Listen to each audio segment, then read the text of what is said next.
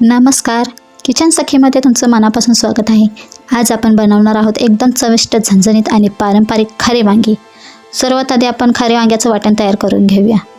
तर वाटण्यासाठी आपण घेतलेले आहे ते 2 मध्यम आकाराचे कांदे, 5 ते 6 लसूण पाकळ्या, 5 ते 6 काळ्या कोथिंबीरच्या आणि हिरव्या मिरच्या आणि थोडंसं सुके खोबरे आणि 2 वांग्यांना 4 काप करून पाण्यामध्ये ठेवले आहे, जेणेकरून ते काळे पडू नाहीत। आता गॅसवर आपल्याला कढई ठेवायची आहे। त्यामध्ये मी तेल घालत आहे 1 चमचा। त्यानंतर आपण मोहरी टाकणार आहोत। मोहरी छान तडतडली की मग जिरे टाकणार आहोत। जिरेसुद्धा छान तडतडले आहे तर यामध्ये आपण हे हिरवं वाटण घालत आहे। जे मी मसाला भाजत आहे तोपर्यंत आपण वांग्यामध्ये मीठ भरून घेऊया। तर 4 भाग असे करून आपण यामध्ये थोडे मीठ घालून घेऊया। तर इकडे आपला मसाला भाजत आलेला आहे, तर यामध्ये आपण वांगी सोडूया। की भरून झाले आहेत तर आपण अशी छान त्यात परतू देऊया। अजून वांगी असं लालसर होत आली आहेत बघा, तर म्हणजे हे भाजले गेले आहेत छान तेलामध्ये। तर आपण आता यामध्ये जेवढं तुम्हाला पाणी हवे तेवढं तुम्ही घालू शकता। वांगे शिजायला टाईम लागतो, त्यामुळे 15 ते 20 मिनटं बारीक गॅसवर शिजवणार आहे। तुम्हाला खारे वांगे आवडते का हे कमेंटमध्ये नक्कीच सांगा। रेसिपी आवडली असेल तर व्हिडिओला एक लाईक करा। तर इथे आपण चवीनुसार मीठ घालूया। खारे वांगे शिजत आहे तोपर्यंत आपण शेपूची भाजी बनवून घेऊया। सर्वात आधी आपण शेपूच्या भाजीसाठी लागणारे साहित्य बघूया।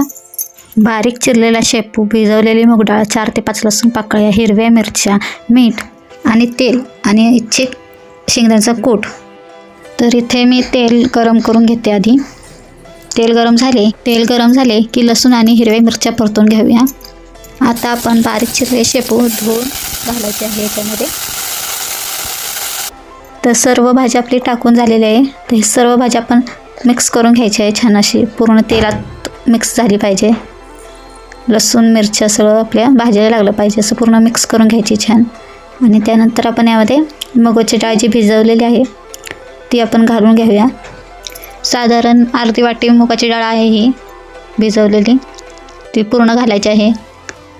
जेवढी भाजी आहे तेवढी आपण डाळ घेतलेली आहे। तर डाळसुद्धा आपण पूर्ण मिक्स करून घेऊया, पूर्ण भाजीला लागली पाहिजे। तर भाजीला पूर्ण डाळ लागलेली आहे, व्यवस्थित मिक्स झालेली आहे, तर तुम्ही बघू शकता। तर या भाजीला पाणी घालायची अजिबात गरज नाही, त्याला अंगचं पाणी सुटतं। शिवाय आपण ती पाण्यातून धुवून टाकल्यामुळे भाजीला पाणी राहिलेलं असतं, त्यामुळे यात पाणी घालायचं नाही अजिबात आणि झाकण ठेवून शिजवायची। आणि 2-3 मिनटांनं चेक करायचं शिजले का, पाणी आहे का, आणि पुन्हा झाकण ठेवून तुम्ही शिजवू शकता।